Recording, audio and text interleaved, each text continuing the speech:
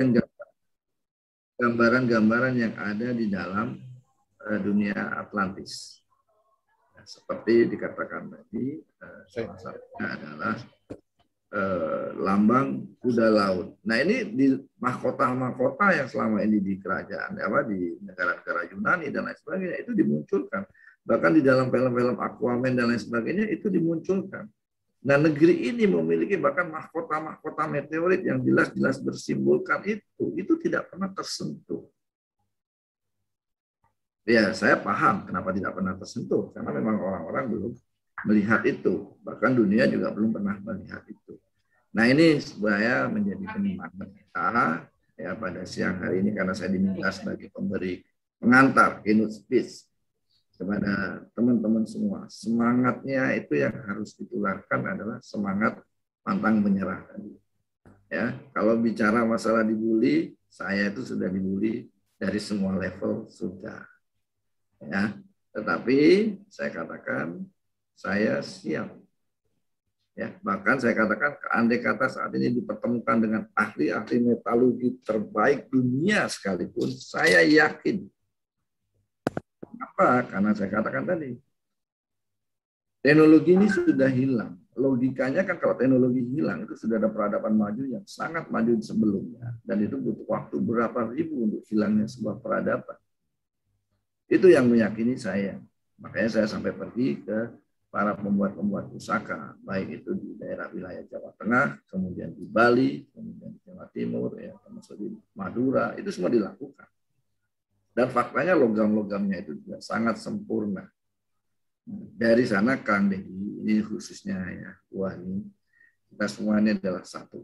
Nah, apa yang kita koleksi, apa yang kita miliki, apa yang kita punya, mari kita sharing bersama, terlepas dari kata-kata tadi. Mungkin ada beberapa hal yang mungkin yang memang terkena aturan yang benar-benar tidak bisa karena sakral dan lain sebagainya, atau aturan-aturan lain, yaitu bagian yang memang tidak bisa kita langgar, yang apa-apa silakan. Namun ini tadi kita harus bahu-membahu. Kita tidak boleh berjuang sendiri-sendiri. Ini yang Kang Santo juga sudah lakukan bersama Bang Sultan dan juga rekan-rekan. Saya rasa itu Bang Sultan yang menjadi pengantar pada siang hari ini. Nah, kita akan menyaksikan nanti Mbak Ani, Kang Deddy, ya, tentunya dengan Kang Santo untuk bisa menyaksikan materi-materinya yang sangat luar biasa. Kami selalu memberikan dukungan pada rekan-rekan yang berjuang ini. Saya juga mengucapkan terima kasih atas kehadiran teman-teman di sini. Ada Mas Doni, ada Mbak Sandra, ada Mas Heru, Mas Wahyu, Mbak Listi, Mas David, dan yang lainnya banyak sekali di sini, Mbak Astri. Terima kasih atas kehadirannya. Saya kembali serahkan kepada Bang Sultan atas kekurangan atau ada hal-hal yang kurang pas di hati, mohon dimaafkan. Terima kasih. Wassalamualaikum warahmatullahi wabarakatuh. Selamat siang. Waalaikumsalam warahmatullahi wabarakatuh.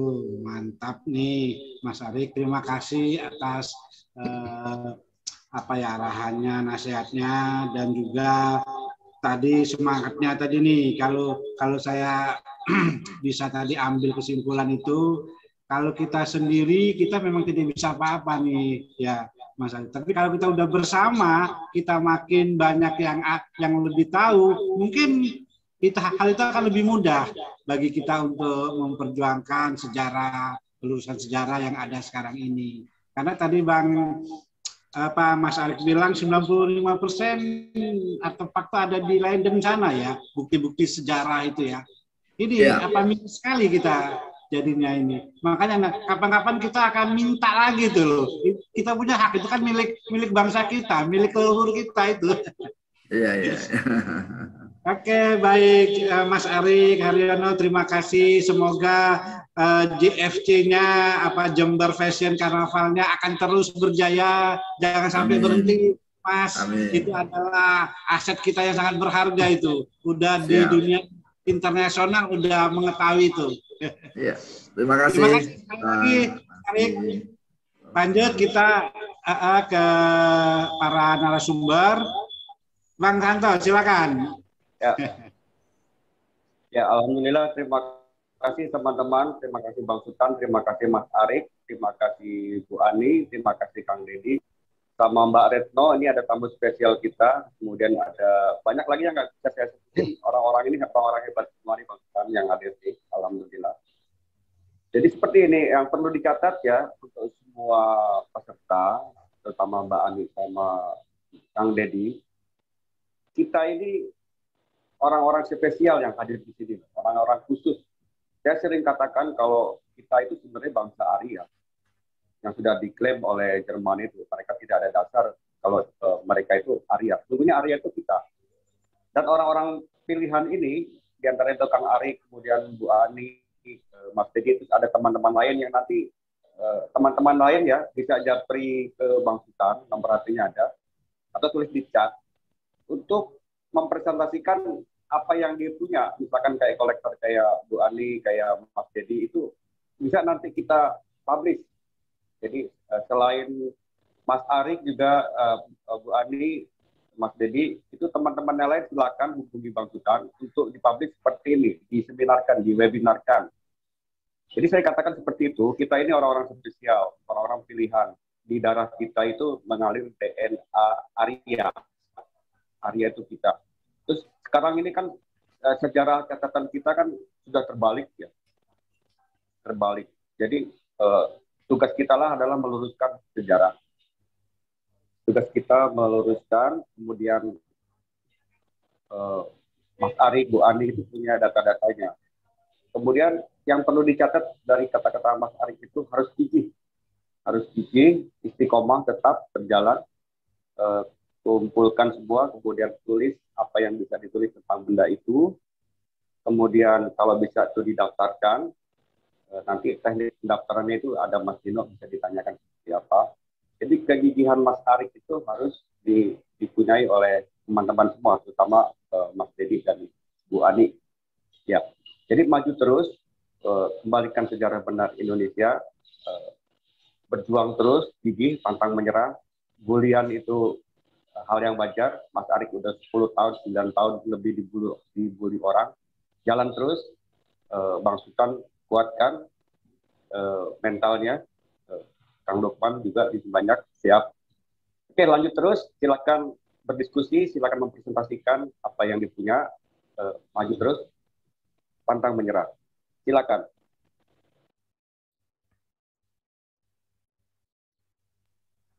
Baik, terima kasih Bang Santong atas sambutannya juga. Ini penyemangat kita juga, ini apa guru besar kita ini, beliau ini sebenarnya udah level udah profesor kita beliau ini. Cuma memang kan untuk secara akademik ya itu ada prosedurnya ya. Tapi bagi TBH Bang Santo ini adalah guru besar kami ini. Oke, kita mungkin melanjut ke pemapar yang kedua. Beliau Pak Kang Deddy Syekh itu seorang pustakawan ya dari Keraton Kesultanan. Silakan Kang untuk pemaparannya Kang. Bismillahirrahmanirrahim. Allahumma sholli ala Muhammad wa ali Muhammad. Assalamualaikum warahmatullahi wabarakatuh. Waalaikumsalam warahmatullahi Sampurasun. Dalam kitab Mahapurwa, di situ disebutkan Sang Yang Adama atau Nabi Adam dan Dewi Hawa, Siti Hawa, mempunyai 42 keturunan yang dilahirkan secara berpasangan. Jadi kalau selama ini kita mengenal hanya 2 putra Nabi Adam yang populer, yaitu Kabil dan Habil, itu kalau mengacu pada kitab Mahapurwa ini, itu adalah salah besar. 42 pasangan putra dari Adam dan Hawa inilah yang kemudian menurunkan banyak bangsa di dunia.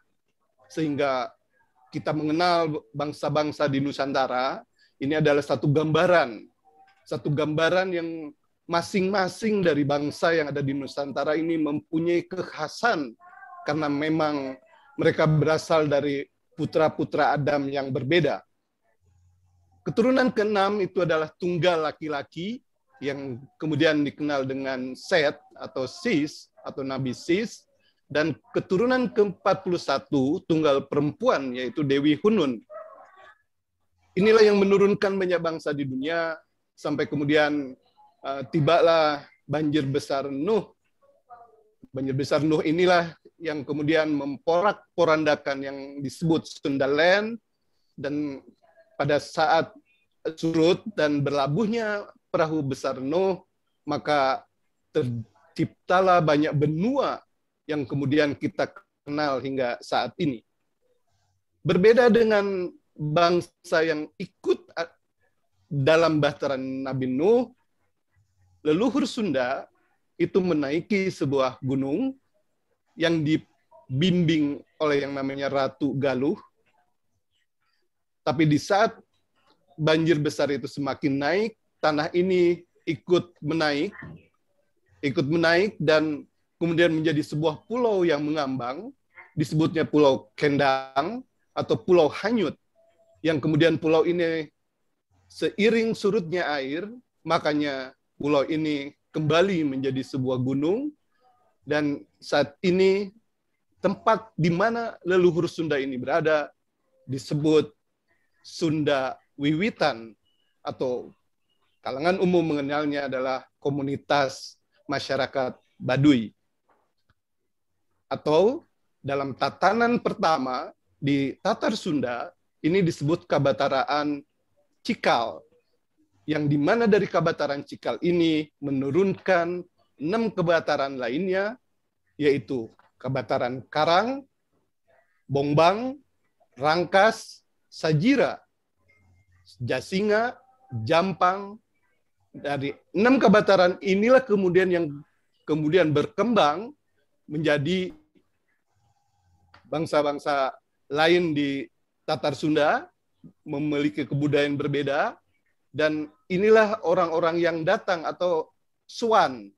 Swan itu datang, kemudian kenapa ada istilah Nusantara hari ini, yaitu Nuswantara. Jadi orang-orang yang datang ke wilayah X daripada Sundaland. Nabi Adam, kenapa disebut Nabi Adam? Ini pertanyaan besar. Dan ini adalah kunci, karena selama ini kita mengenal sejarah, itu berpatokan pada Nabi Adam alaihissalam hingga sekarang kita saat ini. Padahal dalam penciptaan Adam di awal, kita merujuk kepada Al-Quran, 2 malaikat itu mempertanyakan tentang penciptaan Adam ini. Kenapa ini diciptakan? Padahal ini akan membuat kerusakan. Nah, dari mana pertanyaan malaikat itu datang? Mari kita buka tentang Nabi Adam ini. Dalam diri Adam, terdapat 4 avatar atau anasir, yaitu tanah, air, angin, dan api. Inilah yang menjadi adonan yang kemudian disebut Nabi Adam. Dan ada satu pancer, yaitu ruh. Ruh siapakah ini? Dalam sebuah naskah diutarakan, saat penciptaan johar awal, cahaya awal, dari cahaya awal ini terpendar menjadi cahaya merah, cahaya putih, cahaya hitam, cahaya kuning, cahaya hijau, cahaya biru. 6 pendaran cahaya inilah yang kemudian 3-nya, yaitu merah, putih, dan hitam, ini menjadi cikal bakal daripada manusia. Dari warna merah, terciptalah Galih-Galuh. Dari warna putih, tercipta Perbu Rasul, dan dari warna hitam, tercipta Tajimalela Adam.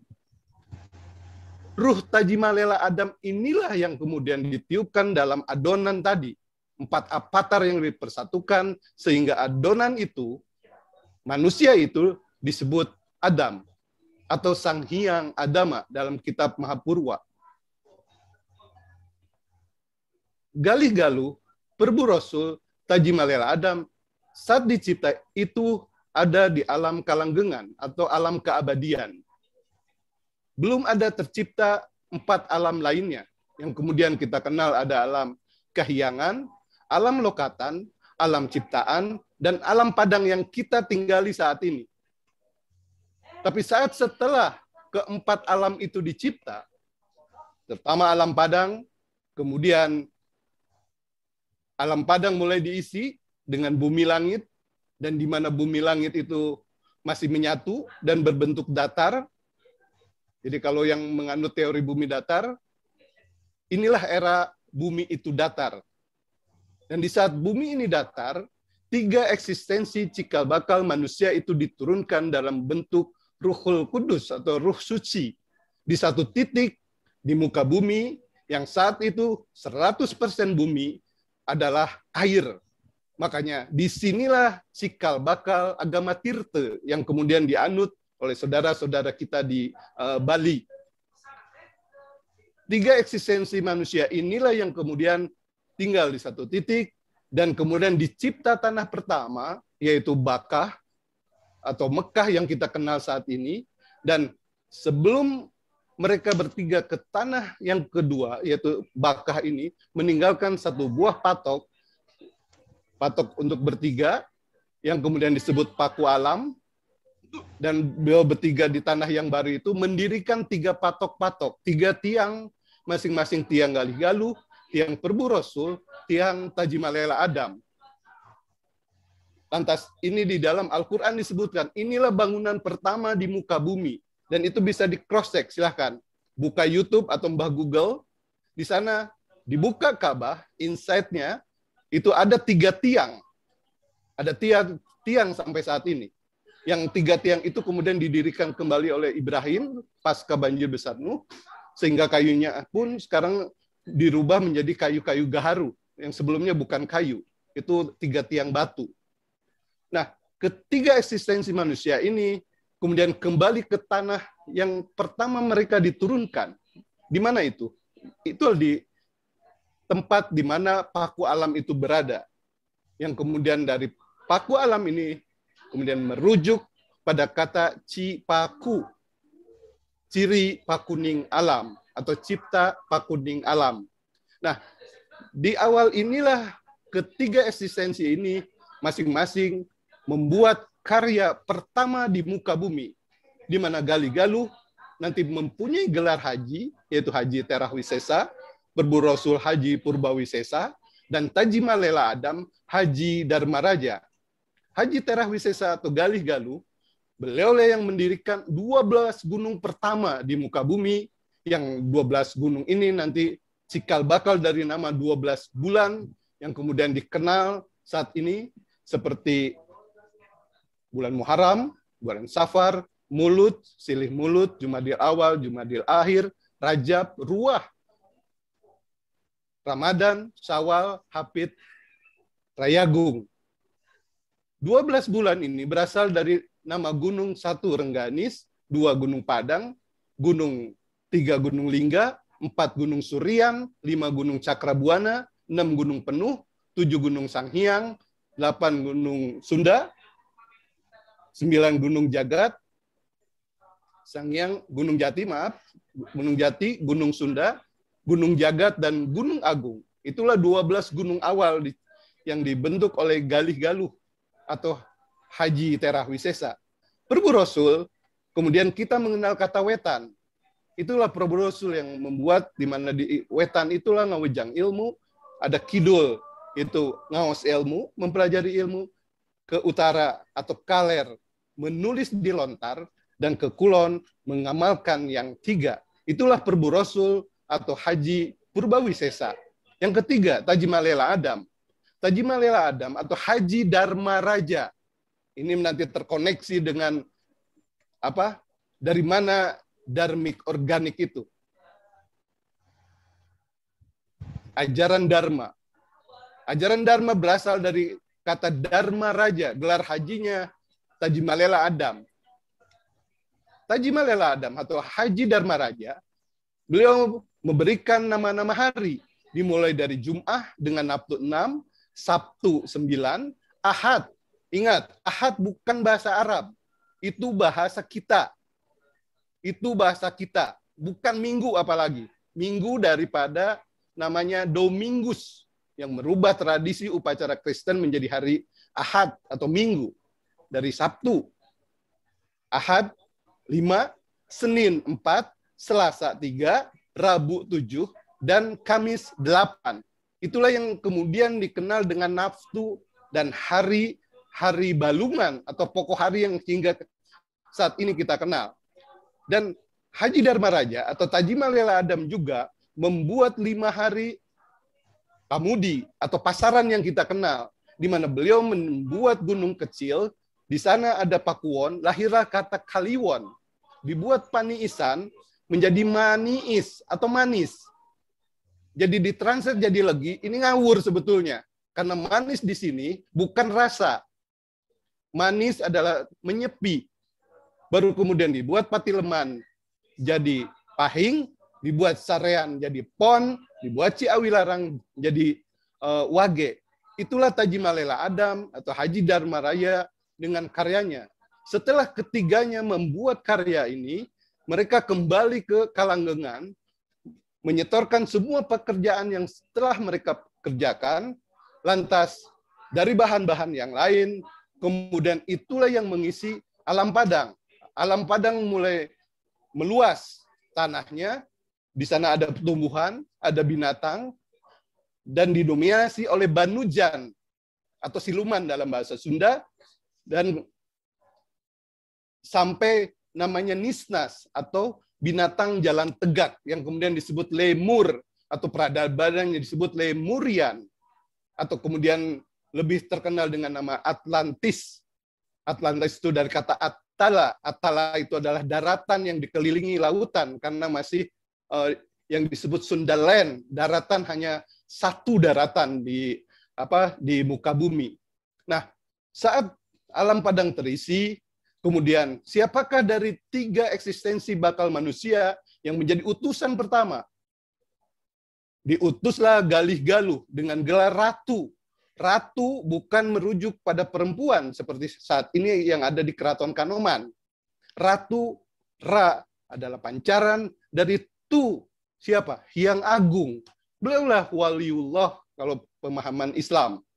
Inilah utusan pertama Hyang Agung di alam padang, di muka bumi, yang memerintah kepada makhluk-makhluk yang kemudian berada di muka bumi. Beliau turun di Cibubut, beliau mempunyai struktur 20 sanghyang dan 30 dewata. Inilah yang disebut dengan kahyangan atau surga di bumi.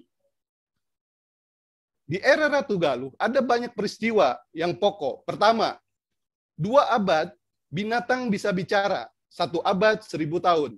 Jadi jangan heran kalau ada Ganesha yang memegang tasbih, memegang ini, itu gajah yang soleh. Ada lembu, ada lutung kalau di Sunda. Semua itu merujuk pada saat binatang bisa bicara. Dan nggak usah heran, kalau ada kartun binatang bicara, itu bukan pinternya Barat. Mereka ngambil dari naskah kita yang ada di Leiden. Mereka merujuk dari sana. Itu yang mestinya mereka kembalikan ke kita. Data itu.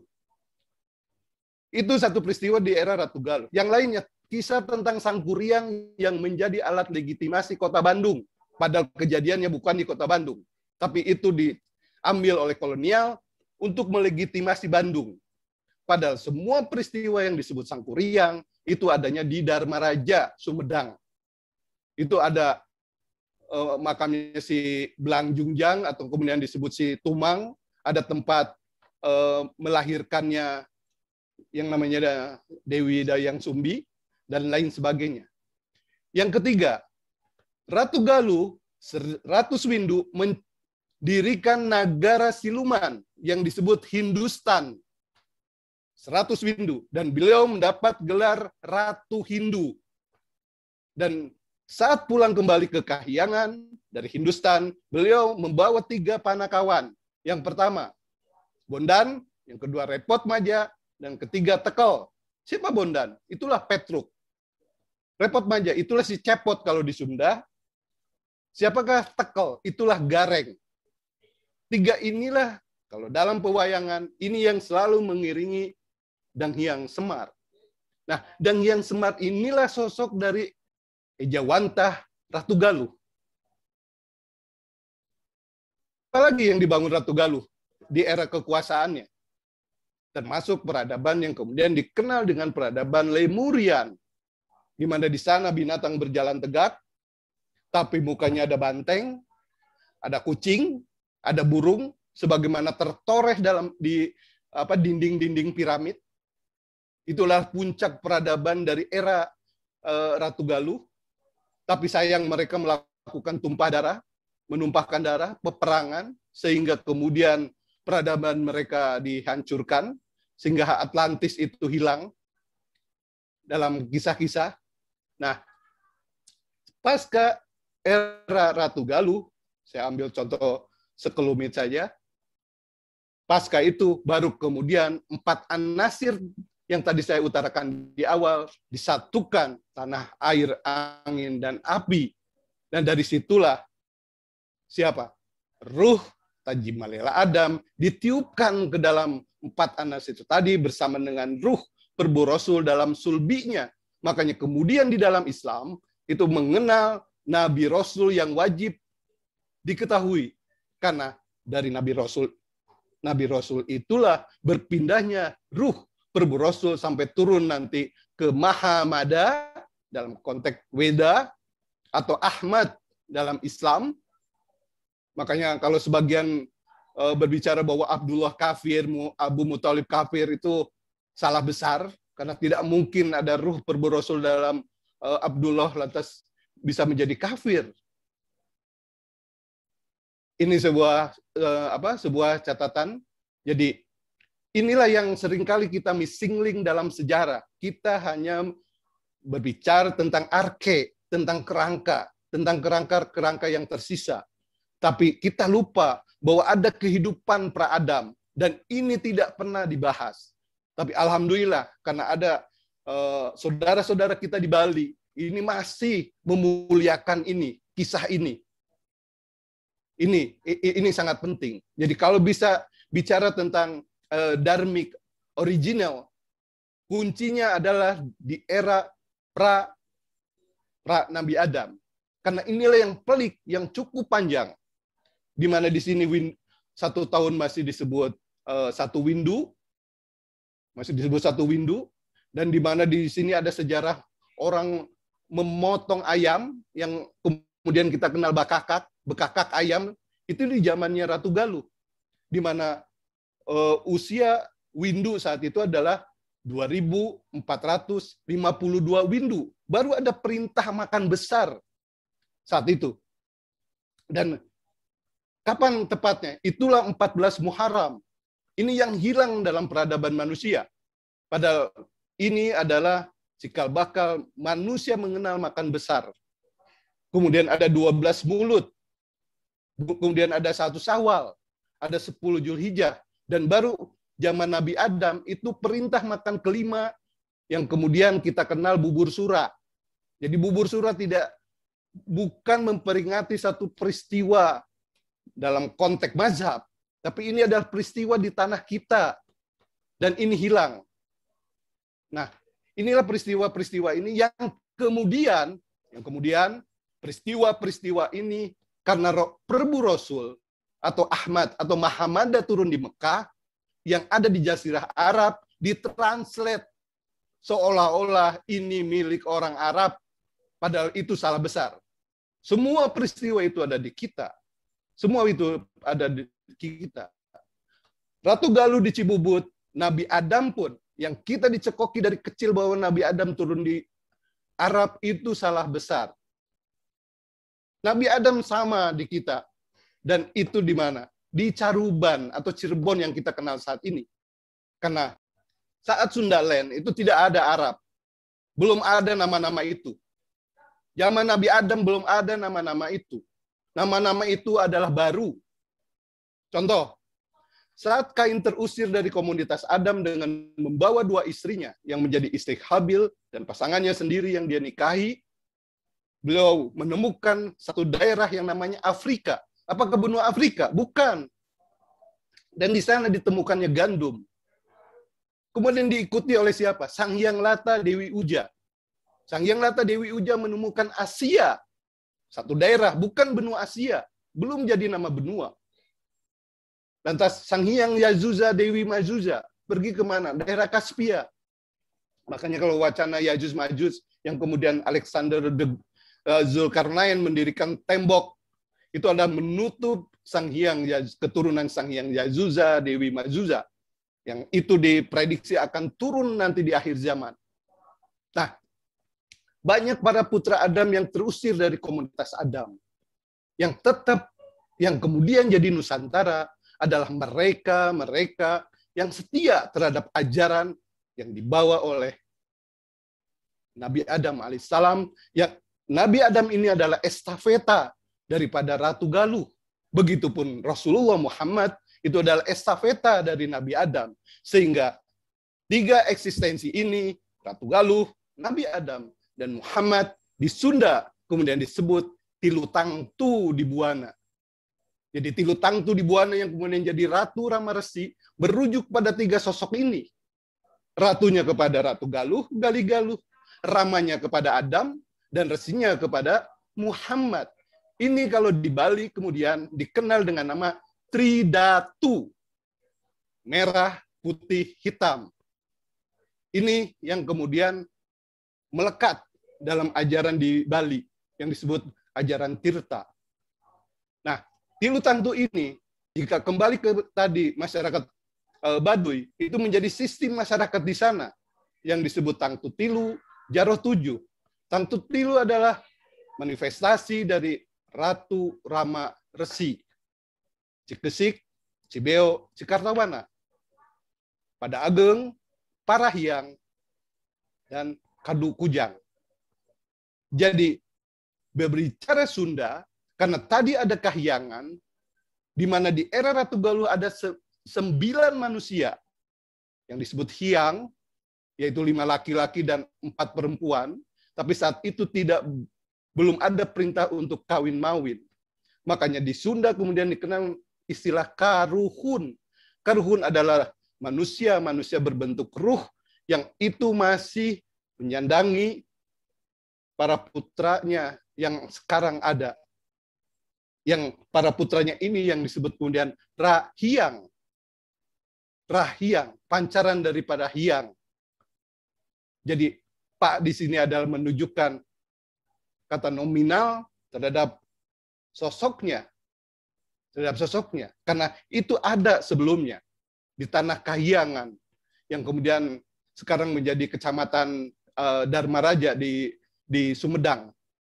Disitulah para Hyang itu hidup, dan kemudian dilanjutkan di era Adam, mereka juga masih ada hingga saat ini, sehingga sebagian orang sudah masih melakukan sesaji, susuguh, itu untuk siapa? Untuk para jin? Tidak.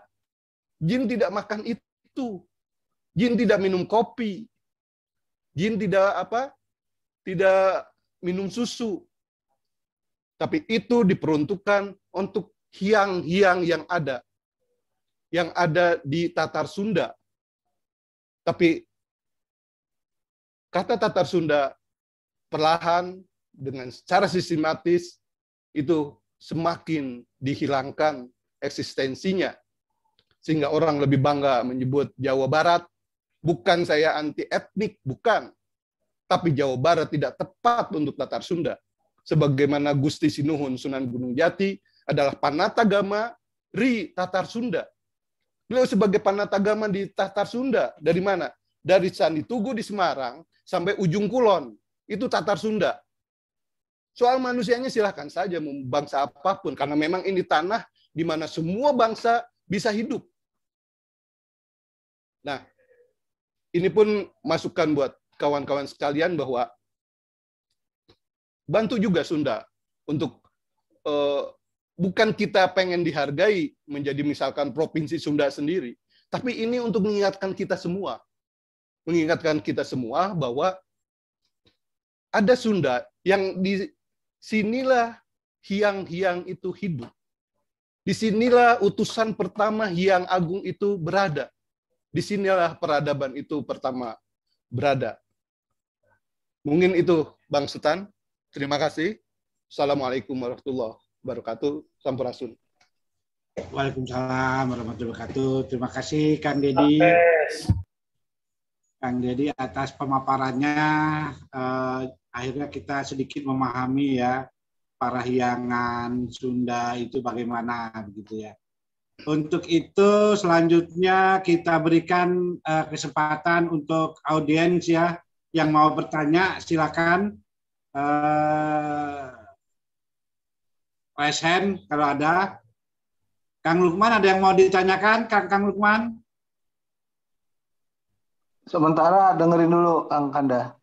Oh, oke, silakan. Ayo yang lain ada yang mau ditanyakan? Bagaimana tadi Kang Dedi udah menjelaskan asal usul Sundaland, kan? Kita baru paham ini. Oh, ada Sundaland. Sundaland itu apa gitu loh. Nah, ini harus kita perdalam ini. Kebetulan ada Kang Dedinya ini. Oke, kalau memang belum ada yang bertanya, mungkin saya sedikit tanya ke Kang Dedi lah. Kang Dedi, itu yang namanya Sundaland itu daerah mana aja ya Kang? Kalau sekarang ini Kang, kalau bisa kita pahamin Kang.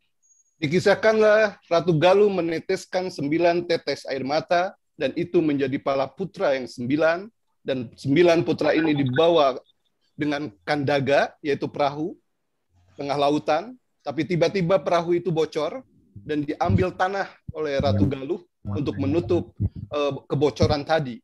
Tiba-tiba muncul anak ke-10, dari anak ke-10 itu, lantas ke-10 itu, kemudian kalau tidak percaya aku putramu kepada Ratu Galuh, tes saja. Kalau darahku merah, berarti aku memang adalah putra Ratu Galuh.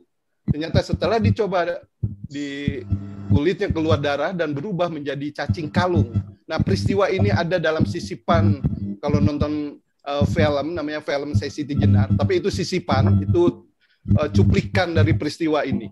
Nah, semenjak itulah tanah itu dilempar ke lautan dan kemudian menjadi Pulau Sunda. Dari Pulau Sunda inilah berkembang kemudian menjadi Sundaland. Di manakah wilayahnya? Sundaland adalah satu hamparan. Yang tersisa saat ini, yang disebut Tatar Sunda, itu hanyalah sebagian kecil. Dan penamaan kemudian, ada nama-nama lain, itu adalah pasca banjir besar Nuh alaihissalam. Penamaan itu. Demikian. Baik, Kang Dedi, atas pemaparannya sebentar. Ini kebetulan ada Pak Muhyiddin Yuda, mungkin ingin berbicara. Oke, silakan Pak Muhyiddin. Terima kasih atas Muhyiddin. Begini, barangkali ini di luar konteks yang baru dilakukan oleh Kang Dedi, punten ya. Jadi begini, kita ini sekarang bicara sekarang dan yang akan datang. Tentunya hal ini saya cermati. Sekarang ini ada yang baru-baru ini yang dinamakan COVID lah ya. Nah ini apakah ke depan ini ada kaitan dengan sejarah sebelumnya? Saya cermati dari 2 hal. Pertama, dari Galuh Mangku Alam Siliwangi dan Maharaja. Kedua, zamannya Siliwangi plus Prabu Kian Santang. Ketiga, zamannya Soekarno dan Bapak Soeharto. Ketiga itu punya potensi dan punya tujuan di akhir. Kalau masalah Bapak Soeharto dan Bapak Soekarno punya potensi suara. Bapak Soeharto tahun 2020 ini ada globalisasi. Nah, ini sekarang ini ada timbul yang namanya COVID. Selama saya dari kecil sampai tua dan saya belum pernah dengar ya adanya kegiatan yang dari pura sampai masjid ditutup. Ini menurut pengamatan saya mungkin terjadi namanya global warning institusi. Kalau ini di suratnya ini firman Allah, itu An-Nisa 59. Tentunya ada berbagai pihak menginginkan pembukaan paruduhunya apa ini yang masuk naik COVID ini. Nah ini barangkali Kang Dedi ya kita perlu cermati bersama-sama yang akan datang sejak start hari ini dengan sejarah yang sudah terjadi ya, yaitu dari Galuh Mangku Alam sampai Maharaja, Prabu Siliwangi dengan Prabu Kian Santang, Bapak Soekarno dan Bapak Soeharto. Ketiga ini berurutan sehingga terjadilah sekarang ini yang disebut itu immunity global dan global warning institusi. Karena dua sistem ini yang perlu kita mutakhirkan dan perlu kita new normalkan. Begitu kan, jadi kaitannya dengan pra sebelumnya dan sekarang. Terima kasih. Baik. Ngadeg deui raja, asalna jalma biasa, tapi memang titisan raja baheula, jeung biangna putri Pulau Dewata. Da tetesan raja anyar, hese apes kurugahala. Berdiri lagi seorang raja asal biasa, tapi memang dia titisan raja dahulu. Siapa itu? Itulah Ratu Galuh. Jeung biangna putri Pulau Dewata dan ibunya putri dari Pulau Dewata. Siapa? Putri dari Bali, Ida Ayu Nyoman Rai. Siapa beliau? Yang diprediksi dalam Wangsit Prabu Siliwangi 1521 itu. Saat sebelum beliau ngahiang atau wafat. Itulah Bung Karno. Tapi dilanjutkan dengan bait berikutnya. Ngadeg deui raja, tapi raja buta. Nu lawang teu beunang dibuka, nu nangtungkeun panto teu beunang ditutup. Iraha mangsana. Ke lamun geus tembong bulan ti beurang, kaliwatan kucang bentang anu ngagencelang, diurut negara urang ngadeg deui karajaan di jeroeun karajaan. Setelah Bung Karno, berdiri lagi Raja Buto yang membuat gerbang tidak boleh ditutup, membuat pintu tidak boleh dibuka, membuat pancuran di tengah jalan, Bundaran HI. Pancuran di Bundaran HI. Memelihara helang dina caringin, memelihara elang di pohon beringin. Apa elang? Elang itu pembunuh di pohon beringin. Apa? Golkar. Iraha mangsana, kapan waktunya? Kemun geus tembong bulan ti beurang. Apa bulan ti beurang? DITII. Kaliwatan kucang bentang anu ngagentrang. G30S PKI. Diurut negara urang ngadeg deui karajaan di jeroeun karajaan, itu yang disebut Orde Baru. Jadi Bung Karno tidak berkorelasi dengan Soeharto. Ingat, di Indonesia ada dua trah. Trah Bung Karno dalam persepsi ideologi dan trah Soeharto persepsi ideologi. Itu tidak bisa dipersatukan sampai saat ini. Sehingga kemudian kita tidak pernah bersatu secara utuh. Sampai kapanpun. Itu harus menjadi catatan. Ini minyak dan air. Bagaimana dengan COVID saat ini? Coba baca protokol Yahudi tentang pengurangan jumlah penduduk yang mereka targetan menjadi 500 juta sedunia dari sekian miliar. Dan ini program mereka, COVID ini. COVID pertama adalah 2019 di mana? Di Amerika, 10.000 pemuda Amerika meninggal gara-gara rokok elektrik yang kemudian laboratoriumnya dimusnahkan oleh Trump karena diketahui banyak orang. Dan kemudian ada Olimpiade militer di Wuhan, Amerika mengirim 200 orang militer. Disitulah penyebaran COVID pertama di pasar basah Wuhan, tepatnya di daging kelelawar. Makanya di awal dibilang COVID itu penyebarannya dari kelelawar. Padahal itu adalah ulah dari militer Amerika. Jadi saat ini kita kena dampak dari COVID ini adalah rekayasa. Ini bukan azab dari Hyang Agung. Ini adalah rekayasa dari kelompok tertentu di dunia yang ingin bahwa dunia ini adalah miliknya.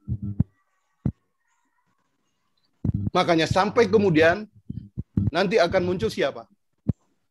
Zaman bakal ganti deui, tapi lamun engke gunung gede geus bitu, disusul ku 7 gunung genjlong deui saja jagat. Urang Sunda disarambat, urang Sunda ngahampura, hade deui sakabehanana sanagara sahiji deui, Nusa Jaya jaya deui, sabab ngadeg deui Ratu Adil anu sajati, tapi ratu saha jeung ti mana asalna eta ratu. Engke oge dia nyaraho aya nama siar ku dia eta budak angon. Zaman akan berganti lagi, tapi nanti kalau gunung gede, ini adalah analogi dari kekuatan ekonomi dunia. Ini akan hancur disusul 7 gunung. Inilah yang tergabung dalam Government X, 8 negara di dunia. genjlong dari samparan jagat, akan genjlong seluruh dunia. Orang Sunda bakal disarambat. Siapa orang Sunda hari ini yang dimaksud? Ya kita, Indonesia. Kita yang akan disambat oleh mereka, akan dipanggil. Orang Sunda ngahampura, orang kita bakal memaafkan karena kita toleran terhadap dunia. Kita punya Pancasila sebagai warisan dari budaya Sabang sampai Merauke, bukan milik satu bangsa tertentu, satu suku bangsa tertentu di Indonesia. Bakal ngadegdei Ratu Adil anu Sajati. Jadi sekarang nih yang jadi presiden itu penyelang. Ratu kita nanti Ratu Adil, dan proses sekarang ini podcast ini adalah menuju ke sana. Lewat apa? Lewat tadi Teh Ani, Bang Santo, Bang Sutan, semua punya andil. Selagi dia membicarakan sejarah, dia punya andil membangun yang namanya tatanan Ratu Adil, termasuk penyambutan kepada beliau. Kenapa penyambutan? Karena Ratu Adil itu ada. Lir ilir, tandure wasumilir, ta ijo royo, ta sengguh temanten anyar. Bangunlah. Pohonannya sudah mewangi, artinya sudah berbunga. Tak ijo royo. Dari bunga proses fotosintesis, kemudian menghasilkan buah. Itu dibutuhkan daun, menghijau. Buahnya apa? Tak sengguh temanten anyar, teman. Sering diartikan pengantin. Karena berdua. Siapa beliau? Itulah Imam Mahdi dan Isa Al-Masih. Itulah yang harus kita sambut nanti. Dan kita harus siap dengan itu. Jadi, COVID, boleh saja mereka merekayasa, tapi ada yang maha merekayasa. Siapa? Hyang Agung. Begitu, Pak. Oke, baik Kang Deddy. Terima kasih atas jawabannya. Mungkin untuk Pak Modin cukup ya, karena mungkin sekarang kita waktunya untuk Kang Santo berbicara ya. Silakan Kang Santo, Bang Santo, Kang Santo juga. Oke, Bang Santo silakan. Alhamdulillah, terima kasih. Alhamdulillah itu kalau bahasanya Bali itu astungkare. Astungkare, ya. Kalau amin itu swaha. Ya. Jadi ini hal yang luar biasa ini, sampai saya merinding ini saat ini. Maaf saya nggak open kamera ya. Ini benar-benar nih saya merinding benar tuh dari tangan sampai kaki. Ini benar-benar pasal-pasal ini sudah terbaca nih apa yang dicari Mas Arik. Mas Arik itu kumpulin meteorit tuh bingung dia timelinenya kapan. Ini sudah ditemukan Mas Arik di Mas Deddy ini contohnya ya. Jadi Kang Deddy ini saya yakin beliau mempresentasikan ini berdasar pada kitab-kitab yang beliau telaah. Jadi Kang Deddy ini luar biasa, dia bisa menelaah dari kitab-kitab yang sekian dia baca itu, menyimpulkan hal seperti ini. Dari masa pra-Adam sampai ke depan, itu bisa Kang Deddy presentasikan. Karena apa? Kitab-kitab leluhur kita itu lengkap. Dari pra-Adam sampai ke depan itu bisa ada tercatat di situ. Sekarang tinggal bagaimana membacanya. Jadi Bang Sultan, misalnya itu sudah ketemu ya. Saya kan sering promosikan, sering katakan dharmik original yang itu adalah ajaran leluhur kita. Ajaran leluhur kita seluruh Nusantara itu namanya dharma. Jadi saya istilahkan tuh dharmik original supaya orang-orang tahu bahwa dharmik atau dharmik original itu tidak Buddha, Hindu, pokoknya bukan dari luar lah. Nah, sekarang kan sejarah tertulis terbalik ya. Ajaran leluhur kita, situs-situs di Nusantara itu dianggap berasal dari India. Itu saudara-saudara kita di Bali sekarang dalam gesekan karena sekte atau paham India yang intervensi ke sana, invasi ke Bali, itu menjadikan saudara-saudara kita itu mengkristal di apa itu dharma, apa itu dharmik. Sejatinya dharmik atau dharma itu adalah ajaran leluhur kita, dan itu di seluruh Nusantara sama ya. Dharma itu cirinya itu monotheism, sudah percaya kepada satu Tuhan yang Widi Tunggal. Kalau di Bali itu yang Widi Wase. Di forum podcast ini kan berjudul menyingkap sejarah para hyang. Nah, jelas itu hyang itu adalah sebutan Tuhan di ajaran leluhur kita yang rekam itu jadi sembah yang, menyembah yang. Satu Tuhan ya cirinya ya. Jadi kalau publikasi tentang animisme dinamis terhadap leluhur kita itu propaganda penjajah yang ingin merampok kekayaan kita. Dia katakan animisme dinamisme. Terus kemudian saya luruskan ya untuk teman-teman apa yang dipresentasikan Kang Deddy, kata-kata haji itu kalau dilihat dari timelinenya kan nggak mungkin. Kita kan tahunya sekarang haji itu adalah dari Islam. Islam itu kita bisa lihat timeline itu 5 Masehi. Tapi tadi Kang Deddy sebut kata haji. Kata haji itu adalah bahasa leluhur kita, haji. Jadi bukan dari sana ya, bukan dari Arab. Kemudian pertama kali didirikannya Bakkah. Itu kata Bakkah itu ada 2. Ada Bakkah yang pertama, Bakkah yang kedua. Yang Bakkah yang kedua itulah yang sekarang ada di Arab sana. Bakkah pertama yang dibilang Kang Deddy itu ada di kita. Gitu. Jadi supaya tidak rancu ya pemikirannya, kalau Kang Deddy tadi kan bilang ada haji, kemudian ada Bakkah. Kok kenapa Bakkahnya ada di sana? Itu jadi di Al-Qur'an itu jelas ada 2 yang disebut rumah tua. Rumah tua. Di situ juga dilakukan tawaf, pradaksina kalau di Buddha, prasawiya kalau di Hindu, tawaf. Itu sudah dilakukan di leluhur kita. Dan di masa-masa kesini itu saya temukan prosesi ritual kontemplasi berkeliling memutari objek itu di Moratakos. Kemudian prosesi samadinya, yoganya itu di Moratakos. Jadi pusel-pusel itu sekarang sudah jelas ya. Tadi Kang Deddy bisa jelaskan secara tuntas. Jadi dharmic original itu adalah ajaran leluhur kita. Jadi kita harus luruskan sejarah yang selama ini sudah terbalik, bahwa ajaran asli leluhur kita tidak berasal dari luar Nusantara. Situs-situsnya pun tidak berdasar dari luar Nusantara. Sampai situ maju terus Kang Deddy nanti tulis kirim ke Bang Sultan nomor WA ya. Kita akan berkepanjangan nih Kang Deddy, karena Kang Deddy begitu menguasainya hal seperti ini. Jadi Santo Sahabat itu hanya sebatas menemukan ajaran itu bernama dharmic original, tapi kesejarahannya Kang Deddy sudah temukan dasar pada kitab-kitab terdahulu, termasuk Kang Arik yang punya artefak meteorit. Beliau juga bingung timeline-nya segala macam, tapi beliau akan mencari terus melacak untuk membuat timeline-nya. Dan Kang Deddy saya rasa ada itu yang membahas masalah artefak yang beda logamnya. Kang Deddy, Kang Arik berusaha mencari ya. Nanti dibantu Kang Angga, Kadayana langsung. Mantap. Alhamdulillah. Sedikit tambahan buat Bang Sultannya, boleh? Ya. Silakan Kang. Kang. Atau ini ada yang Tar dulu. Ini tambahan karena penting. Di Tatar Sunda ini ada yang disebut Nagara Galuh Pakuan, dan itu masih ada, istilah itu masih hidup. Bahkan salah satu kecamatan itu disebut Raja Galuh. Intinya kata Galuh. Maharsi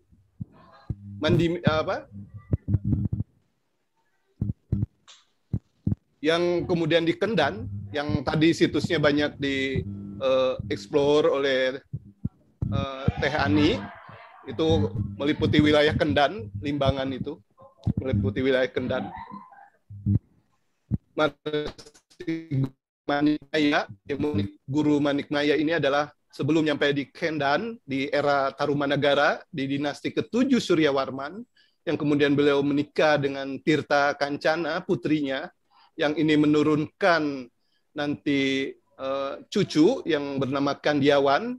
Kandiawan ini memiliki satu kitab Sang Hyang Watang Ageng yang diperlombakan kepada 5 para putranya, yaitu Karungkara, Karung Marala, Sandang Garba, dan Retikan Dayun dilombakan, dan kemudian Retikan Dayun atau Daniswara menjadi pemenangnya, dan beliau berhak atas membaca kitab Sang Hyang Watang Ageng.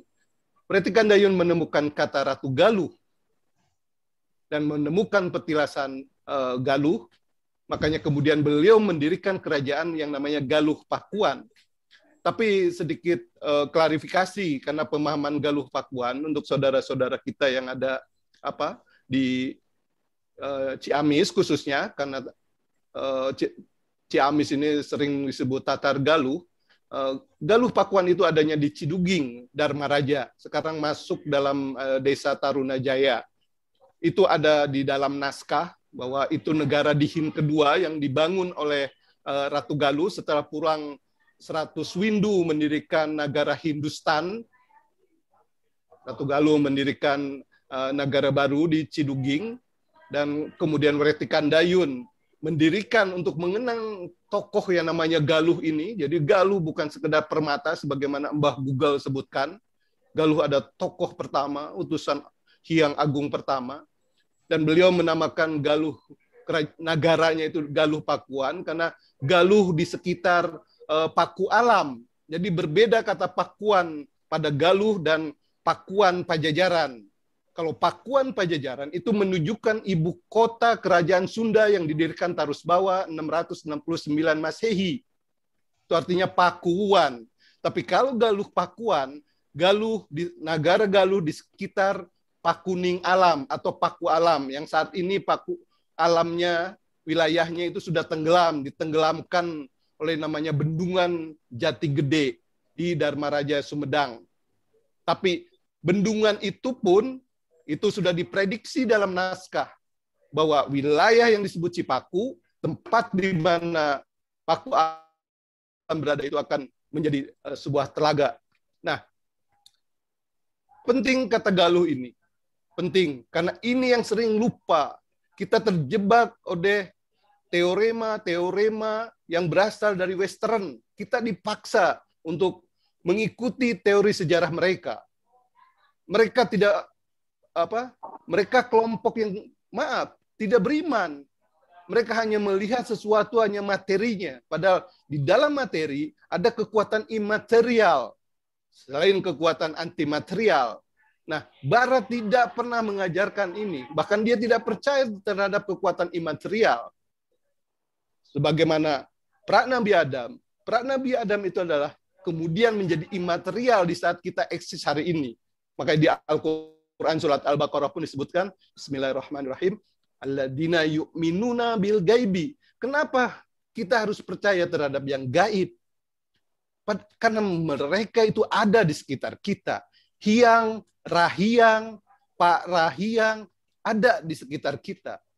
Makanya jangan heran kemudian tanah kita tidak menjadi subur kembali. Kenapa? Karena sesaji itu tidak dilakukan. Kita lihat di saudara kita di Bali, itu semua dilakukan. Bali tanahnya subur. Bali berkah, memberi keberkahan kepada masyarakatnya. Dan bahkan Bali adalah kotak hitam dari yang namanya peradaban masa lalu kita. Dan ini seringkali dilupakan. Alhamdulillah kita punya Bali. Jadi kita bisa menengok masa lalu kita, dan kita pun kalau ke Bali, kita masih melihat satu pura yang disebut Pura Ratu Gede. Itu ada di Nusa Penida, di komplek Candi Penataran. Itu ada satu pura, itu Ratu Gede. Siapa beliau? Itulah Ratu Galuh. Tapi karena ajrih, karena hormat, itu tidak pernah dibuka siapa Ratu Gede itu. Dan Tridatu, aku dapat di mana? Di pura di Kuan Yin, pura yang ada di dalam goa. Masih di Nusa Penida. Aku dapat lilitan kain merah putih hitam. Coba ceritain Kang Deddy sama siapa dapatnya itu. Nah, itulah yang nanya itulah. Bersama yang nanya itu tadi. Itulah yang disebut Tridatu, merah putih hitam. Dan ingat, warna-warna bendera di Timur Tengah itu merah putih hitam. Yaman, Mesir, Syria, Irak, merah putih hitam. Itu 3 eksistensi yang ada, yang mengawali semua peradaban yang kemudian menjadi kita saat ini. Jadi mudah-mudahan apa yang saya paparkan ini akan melengkapi semua pernak-pernik yang ditemukan, yang berserakan. Kenapa? Prabu dalam wangsitnya, dimimiti poe ieu pajajaran leungit di alam hirupna, leungit dayeuhna, leungit nagarana. Pajajaran moal ninggalkeun tapak jabat tingaran pikeun nu mapai, sebab bukti nu kiwari bakal loba anu mungkir. Tapi engke jaga bakal aya nu nyoba-nyoba supaya nu leungit kapanggih deui, nya bisa ngan mapaina kudu make amparan. Tapi anu marapaina loba nu arya aing pangpinterna, mudu aredan heula. Tinula leungit bakal loba nu kapanggihna, ngan kaburu dilarang kuno disebut Raja Panyelang. Bari ngalawan bari seuri, nya eta budak angon, nu imahna dibirit leuwi, pantona batu satangtung, kahieuman ku handeulem, ditihangan ku hanjuang, tapi ngangona lain embe, lain domba, lain kebo, lain banteng, tapi kalah kae jeung tutunggul, inyana jongjon ngorehan, disumputkeun sabagian sabab encan wayah ngalakonkeun. Sejak saat ini, Pajajaran hilang dari alam hidupnya. Hilang kotanya, hilang negaranya. Pajajaran tidak akan meninggalkan bekas dan nama untuk yang mencari. Tapi suatu saat nanti bakal ada yang akan mencoba-coba mencari semua yang ditinggalkan. Bisa, tapi mencarinya harus menggunakan sejarah. Tapi yang mencarinya merasa aku yang paling benar. Akhirnya menjadi edan. Jadi banyak fenomena itu terjadi. Dari yang hilang mulai banyak ditemukan. Hanya dilarang oleh yang disebut Raja Penyelang. Jadi Teh Ani jangan putus asa. Tidak ditanggapi, biarin saja. Anjing menggonggong kapilah berlalu. Bakal aya anu ngorehan terus. Bakal ada yang mencari terus. Mencari sambil melawan. Dan melawannya sambil tertawa. Siapa mereka? Itulah Cah Angon. Yang rumahnya di belakang Leuwi. Leuwi apa? Sungai terdalam. Apa? Mata air. Pintunya sebongkah batu. Apa sebongkah batu? Batu satangtung. Itulah lingga. Lingga yang menjadi patok dari tiga eksistensi tadi. Itulah paku alam. Itulah pakuning alam. Kahieuman ku handeulem dirimbuni oleh pohon handeulem dan ditihangan pohon hanjuang. Pohon hanjuang. Yang digembalakannya bukan kerbau, bukan kambing, bukan meong, bukan banteng, tapi kalaka jeung tutunggul. Apa? Itulah yang ditemukan oleh Teh Ani. Itulah yang ditemukan oleh saudara-saudara kita. Itulah yang kemudian dirangkai, sebagian diumpetin, seperti tadi Teh Ani sebutkan, karena belum saat untuk apa? Untuk kemudian diungkap ulang. Kemudian pasal-pasal itu disatukan kembali. Belum waktunya. Makanya benar tadi apa yang dari Jember itu, bahwa kita sudah memulai dan ini harus terus menyatu. Jadi jangan lagi ada satu suku bangsa, satu kebudayaan satu merasa lebih dari kebudayaan yang lain di Nusantara. Karena semuanya adalah Bhinneka Tunggal Ika. Semuanya itu satu. Semua satu. Dan kita harus melawan semua yang mencoba memberantakan yang namanya kebinekaan ini. Kita harus berbeda. Kita harus berbeda. Tapi kita tidak boleh berpecah. Itu Bang Sutan. Menarik sekali nih, Kang Deddy, perkataan terakhir. Ya, kita memang berbeda, tapi kita harus bersatu dalam Bhinneka Tunggal Ika. Oke. Selanjutnya kita ada satu penanya nih.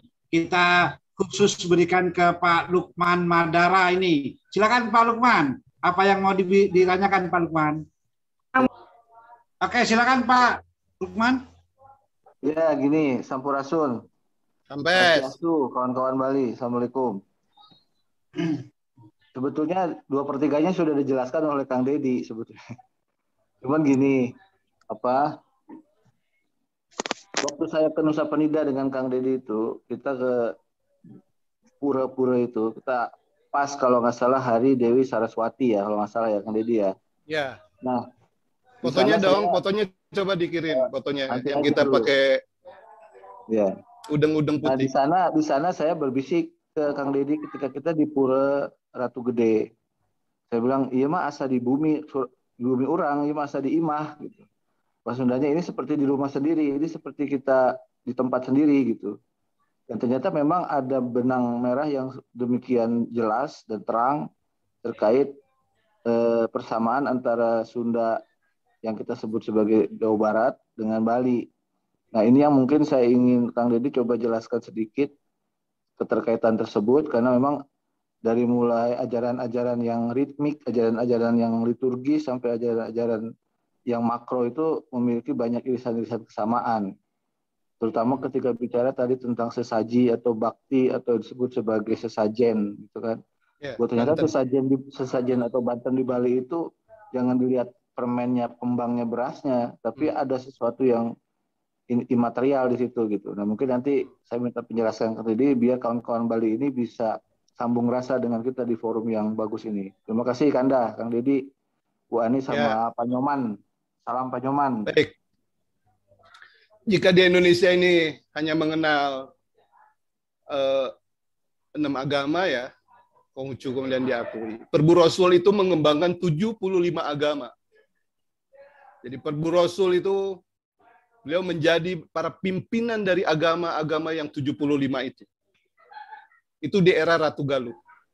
Itu agama Cakal dan agama Bakal. Itu yang kemudian berkembang di seantero dunia, agama-agama yang berbeda. Makanya naif seseorang itu bertentangan soal agama. Itu mundur. Mereka tidak paham. Dan agama tidak dibatasi oleh 5 agama. Jadi tidak ada agama satu yang paling mulia. Semua agama itu mulia karena tokohnya pun sama, yaitu Perbu Rasul yang kemudian kita kenal Ahmad atau Mahamada dalam Weda. Kalau berbicara Bali, ada Prabu Wastukancana yang 20 tahun beliau di sana, sehingga kemudian kita kenal Kidung Sunda yang mengisahkan tentang Bubat. Jadi sangat bodoh seseorang yang menganggap Bubat itu tidak ada. Bubat ada realitas yang bukan berarti kita harus menghapus kisah itu. Itu adalah masa lalu, dan masa lalu itu akan menjadi ibroh kita, menjadi pelajaran buat kita bahwa hal tersebut untuk tidak diulang. Itulah Prabu Wastu di sana. Kemudian misalkan tentang Maharsi Markandeya. Maharsi Markandeya adalah seorang petapa ulung, tapi dia punya keinginan mempunyai anak. Diingatkan oleh Kandiawan, ayah dari Wreti Kandayun. Hai Maharsi, seandainya kau ingin mempunyai putra, kau harus kawin dan kau harus membatalkan puasanya, tapaknya. Semenjak itulah kemudian beliau membatalkan tapaknya dan beliau menikah, yang kemudian mempunyai putri, seorang putri yaitu Bungatak Mangale-ngale atau Chandra Rasmi. Chandra Rasmi ini adalah istri dari Wreti Kandayun, pendiri Galuh Pakuan. Itu salah satu ikatan antara Sunda, dalam hal ini negara Galuh, dengan Bali kemudian. Karena Markandeya adalah pendiri dari 2 pura, yang satu pura yang gagal sebetulnya, Pura Lempuyangan, banyak korban di sana. Kemudian yang kemudian menjadi Pura Besakih, di mana tanah itu dijaga oleh seekor naga namanya Besuki, dan itu atas petunjuk dari kakeknya yaitu Meru saat beliau bertapa di Gunung Raung. Dan Raung itulah sebetulnya yang kita kenal Semeru, bukan Semeru hari ini. Karena Semeru hari ini itu adalah nama dari kolonial. Nama Semeru itu aslinya adalah Gunung Salaka, makanya puncak dari Semeru sekarang masih disebut Jonggring Saloko. Artinya apa? Puncak Salaka. Dan kita salah menamai itu. Dan ini berlanjut terus seperti halnya Tatar Sunda jadi Jawa Barat. Terus dilanjutkan kesalahan itu. Sehingga apa? Kita tidak pernah terkoneksi dalam doa. Kepada siapa? Kepada hiang-hiang yang di masa lalu. Kepada rahiang-rahiang di masa lalu. Karena mereka tidak mengenal itu. Karena rahiang-rahiang itulah yang meletakkan dasar-dasar nama-nama dari tempat-tempat yang ada di seantero Sundaland yang kemudian jadi Nusantara. Kolonial membalik itu, dan kita tidak pernah sadar memisahkan antara Sunda dengan Jawi misalkan. Kita tetap kekeh dengan Pulau Jawa, versinya Raffles dalam History of Java. Seperti halnya tadi, dipisahkan Bali. Padahal Bali itu saudara dekat dengan Sunda. Saudara dekat sekali. Sama waktu saya tinggal di Tenganan, di Bali Age, Tenganan. Dari mana, Kang Syekh? dari Sunda. Oh sama saudara. Artinya mereka mengakui itu. Kedekatan kita itu. Cuma kalau Sunda memang sudah menerima syariat Rasulullah, menjadi Muslim. Kalau Bali dengan pikukuh, ingat pikukuh, dengan pikukuhnya ajaran Tirta sesungguhnya, kemudian dihindukan karena berebut seolah-olah itu Hindu oleh orang-orang India atau Hindustan, ex-Hindustan. Nah, banyak hal yang sama di sana. Cuma seringkali salah dari kelompok-kelompok yang mengaku kebudayaan di Sunda. Dia bicara kebudayaan Sunda, tapi dia ngerujungnya ke India. Jadi melihat Bali pun akhirnya seperti India. Ya tadi Hindu tadi, padahal bukan, Tirta. Bagaimana agama Tirta? Penghormatan mereka terhadap tirta atau air. Saat mereka mandi, tidak langsung guprak. Tapi berlama-lama, doa-doa. Baru melakukan ritual yang namanya mandi. Itu sama persis dengan mana misalkan. Di Sunda Wiwitan. Itu tidak sembarangan itu melihat air itu. Nah, itu dua hal yang merupakan contoh keterkaitan antara Sunda dengan Bali. Dari perkawinan Canda Rasmi tadi, Bunga Tak Mangale-ngale, putri dari Markandeya dengan pendiri Galuh, yaitu Retikan Dayun. Dan kemudian warna Bali pun itu sebenarnya warna-warna Sunda, tentang bagaimana kain ditutup, pohonan ditutup dengan kain, bagaimana janur-janur gitu. Makanya aku sangat berterima kasih sekali kepada masyarakat Bali yang tetap mempertahankan Sunda di masa lalu. Karena sangat sulit sekarang melihat Sunda masa lalu itu seperti apa, karena sudah terkontaminasi. Itu Kang Lukman. Baik, Kang Dedi. Punten nambahan. Ini kebetulan ada tambahan dari Bu Ani ya. Sebentar Pak ya, Pak Muhyiddin sebentar ya Pak ya. Ini Bu Ani ada tadi rencana mau ada tambahan. Kebetulan dia masih ingat. Silakan Bu Ani. Iya, terima kasih. Terima kasih ke guru saya nih Kang Seh ya, yang sudah memberikan ujangan-ujangan tadi ilmu. Nih, saya pernah membuka naskah kuno ini ya.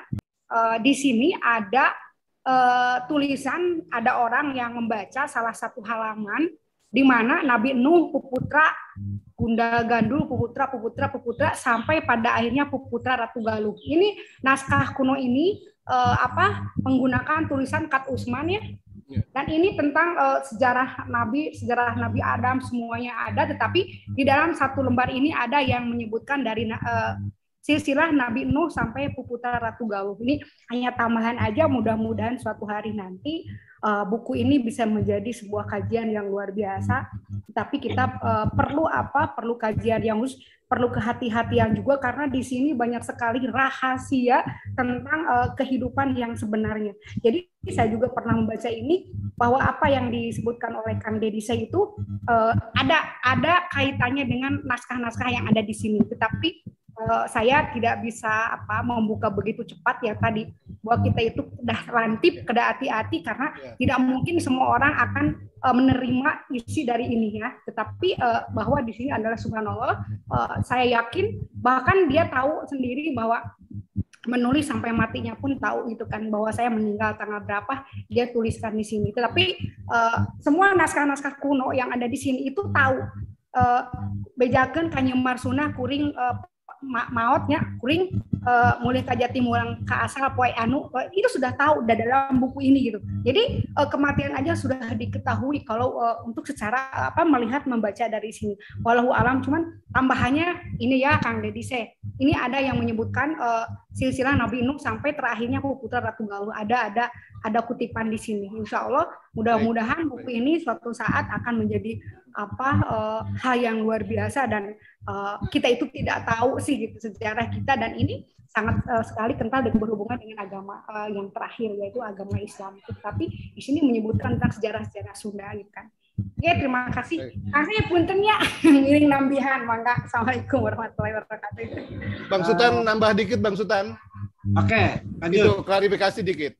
Ya, boleh. Dibedakan berkenan dengan Teh Ani tadi, Ratu Galuh dengan Ratu di Galuh. Ratu di Galuh. Jadi contoh misalkan di beberapa saudara saya yang di Ciamis menyebut Permana di Kusuma itu Ratu Galuh. Benar, tapi itu bukan Ratu Galuh utusan yang pertama. Tapi Katitisan ku Ratu Galuh. Beliau menjadi ratunya tuh kecil, Ratu Galuh, Ratu di Galuh. Dia menjadi raja di Galuh karena dulu tuh penyebutannya ratu. Contoh, Sri Baduga Maharaja, Ratu Haji Ri Pakuan Pajajaran. Di situ ada kata raja, di situ ada kata ratu, di situ ada kata haji. Itu berbeda. Ya, sudah. Oke. Jadi menjadi ratu. Kenapa ratu di sini? Karena beliau adalah Prabu Anom dari Galuh Kawali. Prabu Guru Dewata Prana. Itu gelar beliau sebagai Prabu Anom. Dan beliau menjadi ratu kemudian, menggantikan ayahnya, Dewa Niskala. Dan uaknya, Susuk Tunggal, karena keduanya diturunkan bersamaan. Raja, beliau menjadi Maharaja, beliau menjadi maha dari raja-raja sekitarnya. Negara-negara bagian dari kerajaan Sunda saat itu. Nah, jadi kata Ratu Galuh yang utusan berbeda dengan Ratu di Galuh yang itu disematkan kepada Permana di Kusuma, ayah dari Prabu Ciung Wanara. Itu tambahannya, Bang Sutan, Teh Ani. Nuhun. Baik, terima kasih Kang Dedi. Terima kasih Bang Sultan. Assalamualaikum warahmatullahi wabarakatuh. Yang ingin saya tanyakan ke Kang Dedi, ada nggak tulisan Kang Dedi yang baru disampaikan itu sudah dibukukan atau belum? Kalau ada, mohon kirim linknya Kang Dedi. Dan kepada Kang Sultan, kalau ada link YouTube acara kita ini mohon juga di-share nanti Bang Sultan. Terima kasih. Wassalamualaikum warahmatullahi wabarakatuh. Waalaikumsalam warahmatullahi wabarakatuh. Silakan Kang Dedi. Baik. Kekuatan sejarah itu adalah pada naskah. Jadi estafeta naskah itu menjadi penting. Sejarah bukan sekedar interpretasi, tapi itu tercatat dan menyambung dari generasi ke generasi. Saya tidak mencatat ulang tentang itu, tapi itu senantiasa dibuka setiap tahun di malam 14 Muharram, tapi aboge, berbeda dengan Hijriah, selisih 1 hari. Jadi kalau misalkan hari ini tanggal 1 aboge itu baru besoknya. Nah, malamnya kita buka naskah itu. Dan itu siapa saja boleh. Hanya saja itu harus dibacakan sesuai di dalam naskah, itu di sekitar Dharma Raja. Itu tidak bisa dibuka di setiap hari. Itu sesuai dengan naskah perintahnya. Dan kita coba dengan Madara, masyarakat adat Dharma Raja, kita coba mentaati itu. Jadi apalagi di-share kita nggak bisa, tapi kalau abang mau, mangga, malam 14, Muharram tepatnya, silakan datang ke Dharma Raja, situs-situsnya ada di sana. Tadi kalau bicara artefak, karena tidak bisa seperti Teh Ani dibawa satu persatu, karena di sana masih berbentuk gunung, berbentuk apa. Jadi mangga datang ke Dharma Raja, ke Madara, nanti ada guide-nya di sana. Tapi khusus untuk naskah itu malam 14 Muharram. Begitu Bang, dari Riau. Terima kasih atas pertanyaannya. Terima kasih Bang Ami atas pertanyaannya ya. Mungkin cukup cepat tadi Bang Kang Dedi menjawabnya. Saya lemparkan lagi satu pertanyaan terakhir. Kalau nggak ada pertanyaan, mungkin untuk menutup acara, Kang Santo Sabah, Bang Santo Sabah bisa memberikan statement penutup bagaimana? Silakan Bang. Lanjut aja Bang Sultan aja kasih kesimpulannya. Oke Bang Santo, ya beliau Bang Santo kan lagi di jalan nih tadi ya. Oke baik itu aja ya. Mungkin kalau tidak ada pertanyaan lagi, saya mungkin akhirin ya, kita tutup acara podcast kita, ditambah dikit webinar sedikit dari Kang Dedi. Kami dari manajemen TBH mengucapkan terima kasih kepada Bu Ani Suhartini, kepada Kang Dedi, kepada Mas Arik Karyono tadi yang dari Jember ya. Sekali lagi terima kasih atas kehadirannya dan atas pengarahan dan presentasinya hari ini. Untuk itu kami dari sekali lagi dari Sultan Adil Institute dan TBH mengucapkan terima kasih dengan ucapan wassalamualaikum warahmatullahi wabarakatuh.